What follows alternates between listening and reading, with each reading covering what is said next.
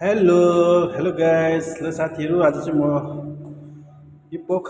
सुमाई बनाउँदैछु सुमाई ओपन डेम्सम र हेर्नुहोस् सबभन्दा पहिला हामीले यसमा लिएको छौँ लोटस फ्लावर र जो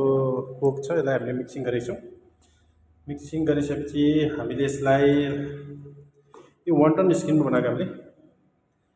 वन्टन स्किन बनाएर हामीले यसलाई रिङ कटरले काटेर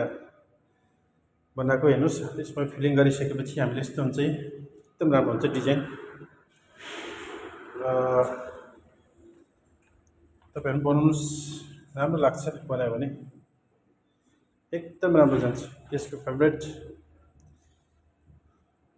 फेभरेट चिज हो तपाईँहरू बनाएर खानुहोस् घरमा आरामले हुन्छ यस्तो बनायो भने कस्तो लाग्यो लाइक कमेन्ट्स गरिदिनुहोस् ल यति भन्दै बाई बाई टेक केयर एकदम राम्रो हुन्छ बनायो भने चाहिँ बाई बाई तपाईँ पनि ट्राई गर्नुहोस् एक बार हेभ नाइस डे